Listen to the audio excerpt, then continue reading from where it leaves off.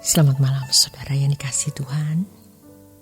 Saya Yohana Ibrahim, hadir di tengah-tengah Anda dengan renungan malam dari Pendeta Dr. Erastus Sabdono. Malam ini dengan tema bukan kualitas rendah.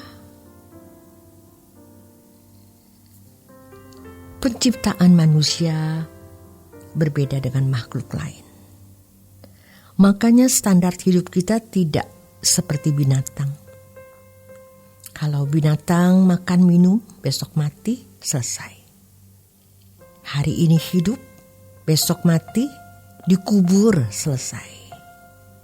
Penciptaannya berbeda dengan manusia. Karena manusia waktu diciptakan, Allah menaruh nafasnya, meniup nismat hayim ke dalam hidung. Dan manusia menjadi makhluk hidup. Artinya, makhluk yang memiliki kesadaran kekal. Maka tidak heran kalau manusia menjalani hidupnya tanpa menghayati kekekalan. Maka mereka memiliki kualitas hidup tidak jauh beda dengan binatang.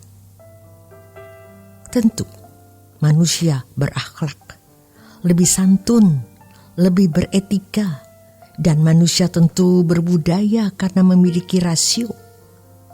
Tetapi kesewenang-wenangan terhadap sesama, tidak berbelas kasihan, tidak beda dengan binatang atau beda sedikit. Maka ada istilah homo homini lupus. Manusia menjadi serigala bagi sesamanya.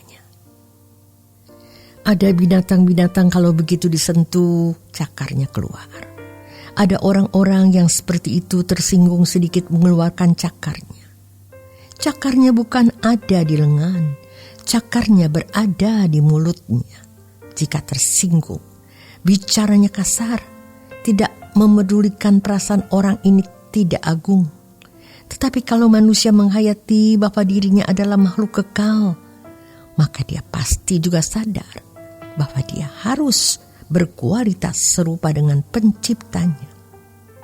Karena penciptanya adalah Tuhan semesta alam yang sempurna, maka ia belajar untuk berakhlak sempurna. Dalam Matius 5 ayat yang ke-48, Yesus berkata, kita harus sempurna seperti Bapa di surga. Allah menciptakan manusia sebagai makhluk kekal, bukan dengan kualitas rendah.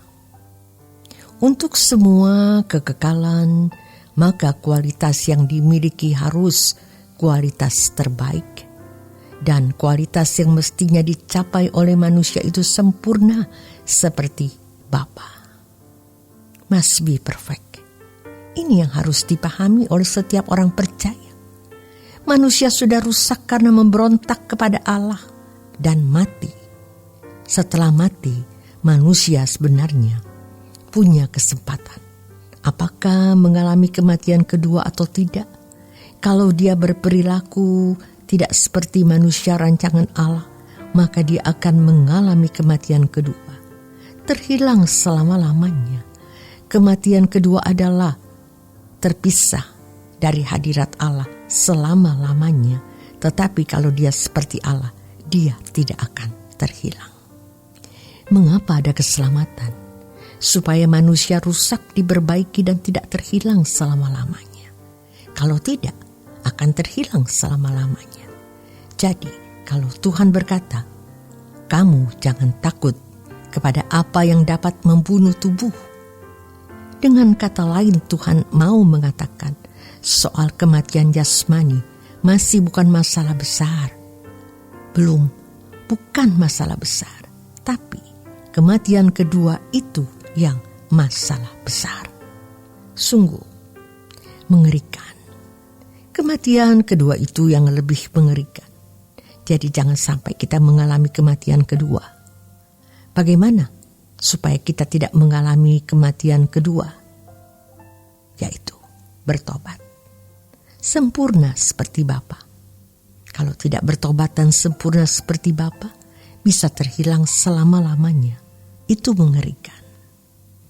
Itulah sebabnya kita bisa memiliki kesadaran Apakah kita ini berkeadaan sempurna seperti Bapa atau belum? Mestinya kita bisa mengenali diri kita sendiri dengan baik. Tidak mungkin kita tidak bisa mengenali diri sendiri dengan baik. Lalu, nasib kekal itu dan nasib kekal kita itu berdasarkan spekulasi atau gambling atau untung-untungan. Manusia diberi pikiran supaya manusia bisa mempertimbangkan sesuatu. Banyak orang yang pertimbangannya hanya dihabiskan untuk hal yang sia-sia. Ini yang mengerikan. Ini yang membuat seseorang membuang kesempatan yang begitu berharga, yang mestinya digunakan untuk mempertimbangkan sesuatu guna keselamatan kekal, tetapi hanya untuk berpikir terkait dengan masalah pemenuhan kebutuhan jasmani. Kalau binatang kecerdasannya hanya diarahkan untuk survive atau bertahan, bagi pemenuhan kebutuhan jasmaninya, memang ada binatang-binatang yang cerdik. Namun, biar bagaimanapun, kecerdikan binatang pasti tidak mampu membuat ia mempertimbangkan apakah dia nanti mengalami kematian kedua atau tidak. Karena binatang tidak pernah memiliki kesadaran kekal. Hari ini hidup, besok mati, selesai. Ia tidak perlu mempertimbangkan apakah nanti di kekekalan ia hidup atau mati. Tetapi manusia tidak demikian.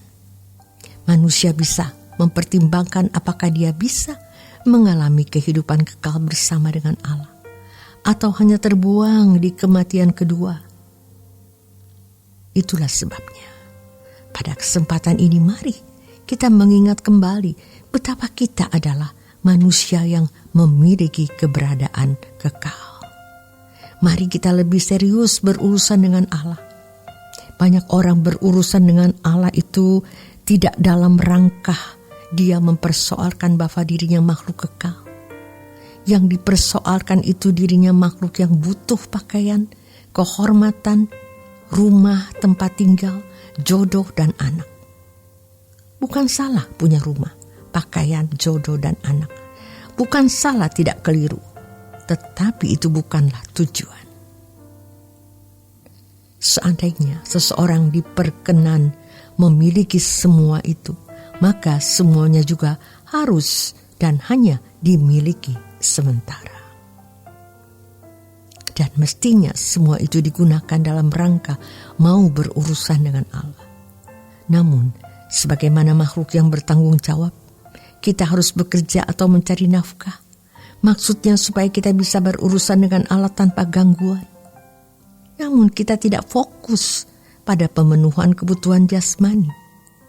Firman Tuhan mengatakan, carilah dahulu kerajaan Allah dan kebenarannya. Maka semuanya itu akan ditambahkan kepadamu, bukan kerajaan dunia, bukan pemenuhan kebutuhan jasmani.